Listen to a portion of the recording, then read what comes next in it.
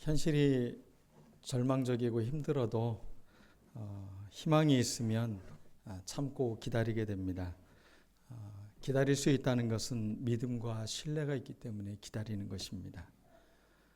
우리가 때문에 감사가 아니라 그럼에도 불구하고 감사할 수 있는 믿음은 바로 여기에서 나오는 것입니다.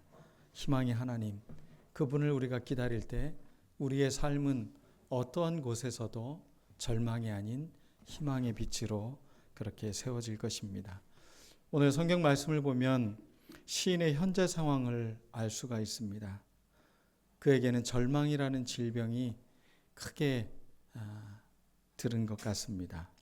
그리고 거기서 끝나지 않고 그 병을 이겨내고 신앙의 강한 모습으로 다시 세워지는 것을 오늘 시편 말씀을 통해서 볼 수가 있습니다. 우리도 오늘 말씀을 통해서 과연 우리 가운데 절망이라는 질병에 빠지게 만드는 것이 과연 무엇일까를 한번 생각해 보고 우리에게 왜 여전히 희망을 이야기해야 되는지 그 이유를 우리가 같이 말씀을 통해 깨달았으면 좋겠습니다. 첫 번째 질병입니다. 영혼의 메마름입니다. 사람이 신앙생활을 열심히 하기도 하고 또 열심히 부지런히 살기도 하지만 때로는 그 어떤 결과물들이 아니라 내 마음에서 텅 빈 것 같고 내 속에서 바짝 마른 것 같은 그런 메마른 그런 심정을 느낄 때가 있습니다. 오늘 시인은 하나님이여 사슴이 시냇물을 찾기에 갈급함같이 내 영혼이 주를 찾기에 갈급하나이다. 이 갈급하다는 건 몹시 목이 말라 있는 상태일 것입니다. 이 시를 쓴 사람은 고라자손이라고 나와 있습니다. 고라자손은 예배를 인도하는 사람들이었습니다. 찬양을 부르는 사람들이었습니다. 그렇게 예배하고 찬양을 담당했던 사람들의 마음에 그 어떠한 절망이 그들의 마음 가운데 오기 시작을 합니다. 우리가 열심히 예배하고 신앙생활을 잘하는 것 같아도 때로는 이 메마름이 나를 바짝 마르게 만들 때가 있다는 것입니다. 여러분도 그런 때가 있으시죠? 아니시군요. 네, 저만 있었습니다. 네. 신앙의 여정을 걸으면서 이렇게 메마름을 건널 때 사실은 너무 자기 자신이 버겁고 힘듭니다. 나 하나도 견뎌내기 어려울 만큼 그런 고통 가운데 있을 때가 있죠. 그때 시인은 사슴이 시냇물을 찾아 갈급함같이, 갈급한다라는 이 표현을 보면 단지 이게 그냥 어떤 시적 은유로서의 상징이 아니라 그것은 정말로 생존적 투쟁을 하고 있는 자기의 모습을 거기에 표현하고 있다라는 생각이 듭니다. 여러분, 이렇게 생존적 갈증을 겪은 적이 있으십니까? 아니, 몸부림치며 생명의 절규를 그렇게 하신 적이 있습니까?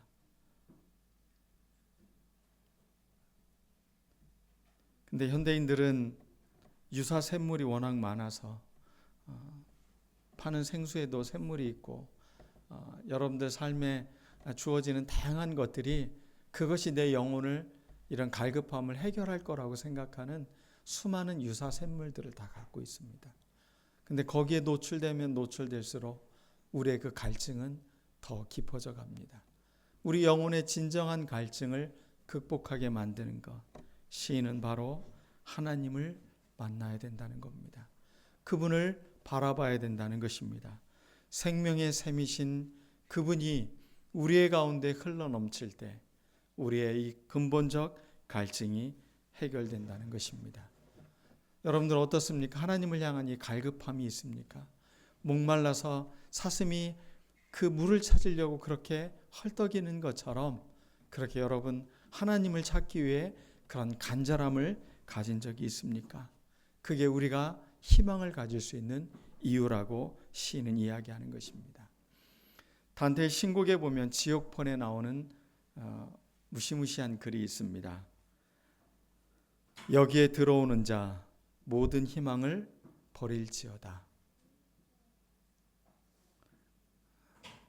지옥은 희망을 버리는 곳이 지옥이라는 것입니다. 이것을 조각가 로댕이 유명한 작품을 만들었죠. 지옥의 문이라는 작품인데 그 작품을 보면 인간의 여러 가지 군상들을 그 앞에 입구 문 옆에다가 해놨습니다.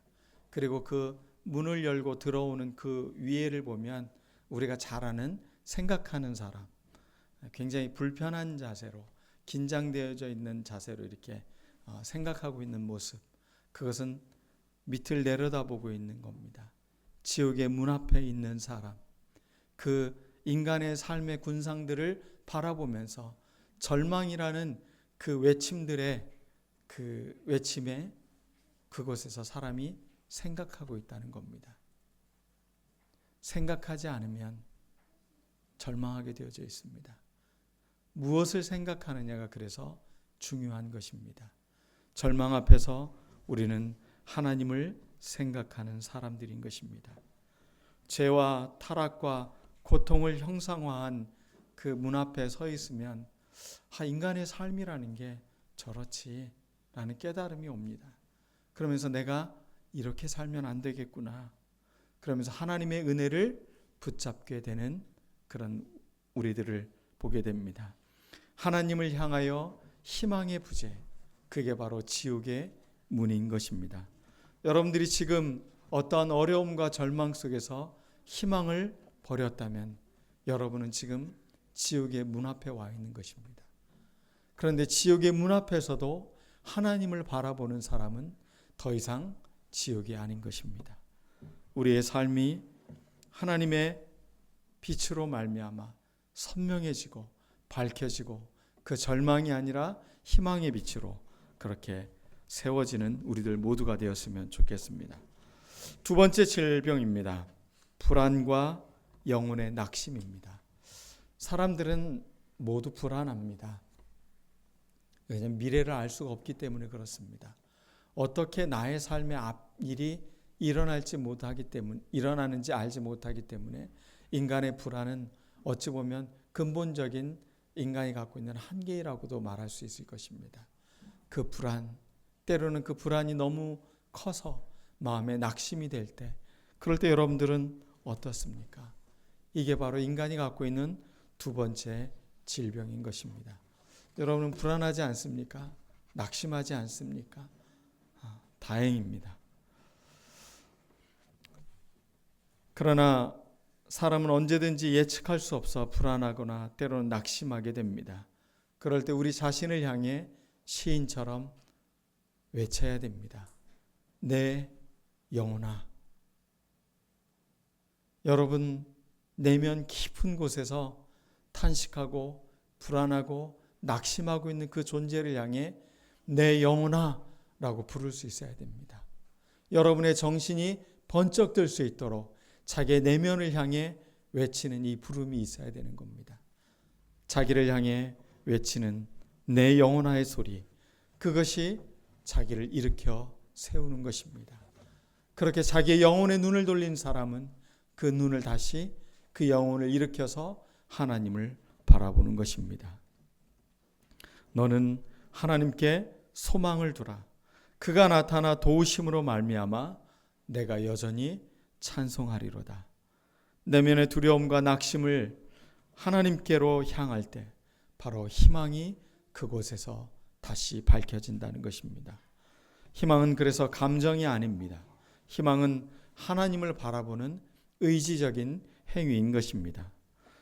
윤동주 시인은 일본에 유학하면서 고국에서 보내온 돈 봉투를 받으면서 여러 가지 마음이 교차했던 것 같습니다. 그의 시를 보면 독립을 위해 친구들은 하나둘씩 목숨을 잃어가고 있고, 그리고 자신은 노 교수의 강의를 듣기 위해서 지금 학교로 가고 있습니다. 그의 마음에 그 미안함과 죄책감으로 그는 이런 시를 썼습니다. 인생 살기 어렵다는데 시가 이렇게 쉽게 씌어지는 것은 부끄러운 일이다. 시인으로서 시를 쓰는데 너무 이것이 쉽게 쓰여지는 것은 부끄러움이다. 인간의 삶이 고뇌와 아픔, 때로는 그것이 한없는 부끄러움으로 다가올 때가 있다는 것입니다. 정신이 깨어있고 양심이 살아있고 내가 어떻게 살아야 되는지에 대한 고민을 하는 사람들은 이렇게 하나님 앞에서 부끄러워할 줄 안다는 것입니다. 부끄럽다는 건 내가 지금 그분 앞에 서 있다는 것입니다. 인생을 살면서 부끄러움을 느끼는 것처럼 은혜는 없습니다. 그 사람은 하나님 앞에서 자기의 삶을 끊임없이 되뇌어 보기 때문에 그렇습니다. 불안과 낙심, 그것이 단지 나를 무너뜨리고 나를 절망하게 만드는 것이 아니라 다시 한번 비록 부끄럽지만 하나님 앞에서 나를 세워달라고 하는 깊은 기도로 연결되는 우리들 모두가 되었으면 좋겠습니다. 마지막 세 번째입니다. 인간이 갖고 있는 세 번째 질병은 바로 조롱받는 환경입니다. 기독교가 요즘 한국 사회에서 많이 조롱받고 있었죠.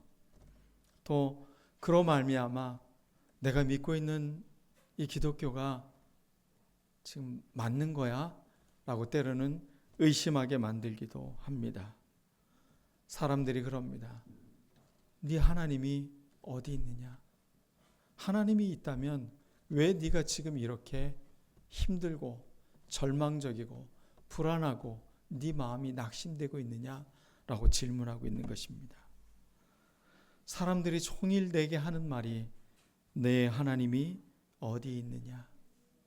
내 하나님이 어디 있느냐? 신앙은 이렇게 외부로부터 오는 조롱의 소리가 우리를 때로는 절망하게 만듭니다. 그런데 더 큰 절망은 사실은 내 안에서 나오는 의심입니다. 하나님 왜 이렇게 힘들어요? 하나님 왜 이렇게 불안해요? 더 이상 이제 견딜 수가 없을 것 같아요. 하나님 진짜 제 옆에 계신 건가요? 하나님 제 기도 정말 듣고 계신 건가요? 하는 우리의 마음속에 의심의 마음이 일어날 때 그때 우리가 더 절망하게 되어져 있습니다. 어찌 보면 외부에서 일어나는 것은 그것을 부정하고 내가 등을 돌이키면 됩니다. 그러나 내 안에서 솟아나오는 이 의심의 소리는 우리를 더 견딜 수 없게 만드는 것입니다. 하나님이 멀리 계신 것 같고 내 기도가 하늘로 응답되어지는 것 같지 않고 하나님이 침묵하는 것 같다고 느낄 때 사실은 그때 하나님이 멀리 있는 것이 아니라 하나님이 우리를 더 가까이 인도하고 있다는 것. 믿음은 이것을 바라보는 것입니다. 나의 현실적 어려움과 절망과 불행 속에서 자기의 현실을 바라보는 것이 아니라 하나님을 바라보도록 우리를 초대하고 있는 것입니다. 여러분 눈을 들어 주님을 바라보시기 바라겠습니다. 내가 하나님께 더 가까이 다가갈 시간이구나. 사람들이 내 하나님이 어디 있느냐? 네 하나님은 어찌 된 거냐? 라고 그렇게 말을 할 때 밤낮 내 눈에서 눈물이 흐르며 신의 고백처럼 그것이 내 음식이 되었다라고 말하고 있습니다. 얼마나 그의 눈물이 많았으면 밥을 먹으면서도 눈물이 흘러내려서 마치 눈물이 자기의 음식이 되었다라는 표현을 하고 있는 것입니다. 눈물 젖은 빵을 먹어본 적이 없는 사람, 그런 사람은 뭘 얘기하면 안 된다고요? 본래 괴테가 한 말이 그런 말이 아니라 눈물 젖은 빵을 먹어본 적 없는 사람, 근심으로 밤새 눈물 흘리며 잠자리에 누워본 적 없는 사람은 하늘의 권세자들이 어떤 분인지 알지 못한다. 이거는 인생을 논하는 이야기가 아니라 눈물 젖은 빵을 먹고 근심으로 밤새 눈물을 흘렸던 사람들이 바로 하나님이 누구인지를 알게 된다는 거예요. 이 괴테라는 시인은 정말 놀라운 시를 쓴 거예요. 오늘 시편 42편을 읽고 썼는지 어찌 이렇게 잘 일맥상통하는지 모르겠습니다. 눈물 젖은 빵, 여러분의 삶을 눈물로 지새우고 있는 것이 있다면 이제 여러분들 진정한 하나님의 부름과 하나님이 여러분에게 희망을 주고 계신 것을 발견할 수 있는 그런 기회가 되기를 원합니다. 말씀을 마치겠습니다. 오늘 시인이 고라자손의 시인이 이 노래를 부르면서 그들은 기억해내고 있습니다. 무엇을 기억하고 있냐면 예배에 대한 그리움을 기억하고 있다는 겁니다. 우리 모두가 함께 예배하고 하나님을 찬양했던 그때가 내 마음에 더 아픔을 느낀다는 겁니다. 그것은 예배가 얼마나 귀하고 소중한지 그 마음에 기억이 나고 있다는 겁니다. 이것은 절망의 고백이 아닙니다. 이게 바로 희망인 것입니다. 하나님을 예배하고 하나님을 찬양할 때 우리 안에는 하나님의 존재 앞에서 나누어지는 예수 그리스도를 발견하기 때문에 그렇습니다. 예배는 예수님을 나누는 시간입니다. 말씀이신 예수님을 나누는 것이고 생명의 떡이신 예수님을 나누는 시간입니다. 그래서 예배는 성찬식인 것입니다. 그분의 존재를 나누어가는 시간. 그러므로 우리는 더 이상 내 힘, 내가 먹을 것, 내 능력으로 무엇을 살아가는 것이 아니라 예수 그리스도를 덧입어 살아가는 삶의 은총이 싹 트는 게 바로 예배인 것입니다.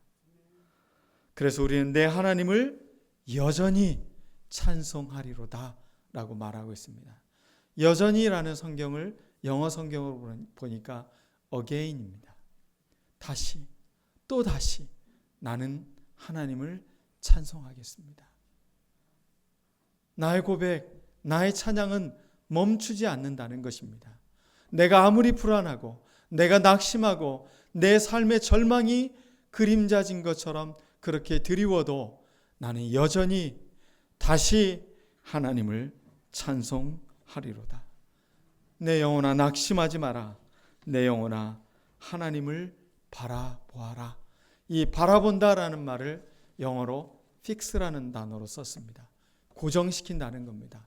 내 눈을 주변에 내가 불안하고 힘든 것이 아니라 하나님께 내 눈을 고정시켜 놓았다는 것입니다. 여러분 희망은 무엇이라고요? 하나님께 우리의 눈을 고정시키는 겁니다. 희망이 무엇입니까? 예수 그리스도를 나누는 것입니다. 세상 사람들은 절망하고 유사 희망을 갖고 기분 좋게 살아가는 사람도 있습니다. 그렇지만 진정한 희망은 예수 그리스도를 우리가 나눌 때 주어지는 것입니다. 우리 교회 이름을 희망교회라고 이름했습니다. 보통 성경에는 소망이라는 단어가 나와요. 희망이라는 번역은 2군데 정도에 나옵니다. 보통은 다 소망이라는 단어를 표현하고 있는데 영어로는 같은 단어죠. 히브리어나 헬라어 원어도 같은 단어죠. 소망, 희망. 근데 왜 우리 교회는 소망교회라고 안 하고 왜 희망교회라고 했나? 그것은 보편성에 있습니다. 세상에 많은 사람들이 진짜 희망이 필요하기 때문에 그렇습니다. 교회에 있는 사람들은 늘 소망의 하나님을 만나고 있어요. 근데 세상은 절망하고 낙심하고 불안해하고 있습니다. 우리 교회가 존재하는 이유, 그것은 모여서 우리가 하나님만 찬양하는 그런 즐겁고 감동적인 예배의 공동체뿐만이 아니라 우리는 세상의 절망과 아픔을 향해 나아가는 믿음의 공동체라는 것. 세상을 향해 우리의 손을 활짝 펼칠 수 있는 믿음의 교회로서 우리 교회가 앞으로도 계속 계승되기를 간절히 바랍니다. 기도하겠습니다.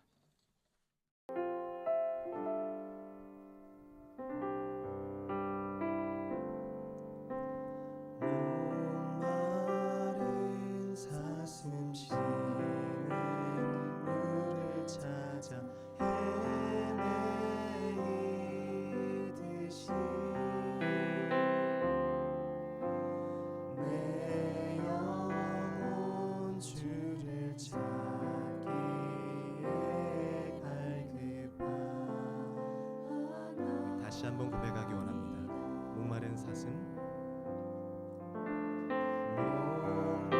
목마른 사슴 쉬는 물을 찾아 헤매이듯이 내 영혼 주를 찾기에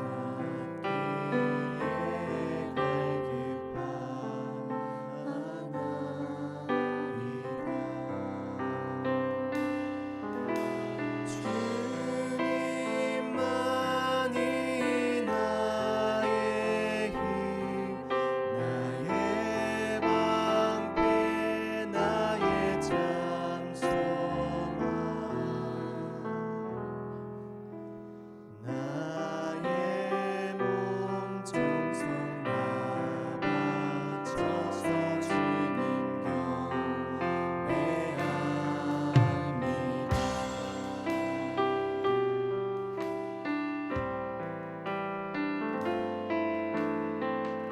이 시간 2절로 고백하기 원합니다. 금보다 귀한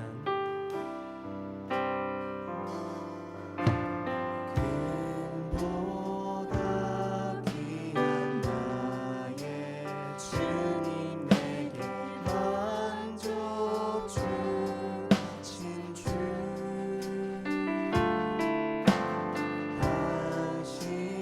당신만이 나의 기쁨 또한 나의 참복에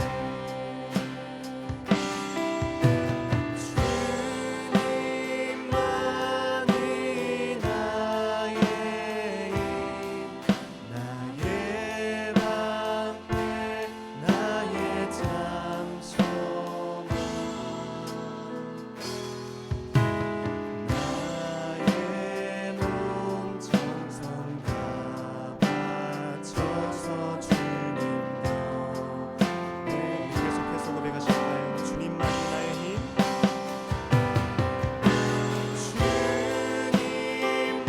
주님만이 나의 힘, 나의 방패, 나의 다시 한번 고백하기 원합니다. 주님만이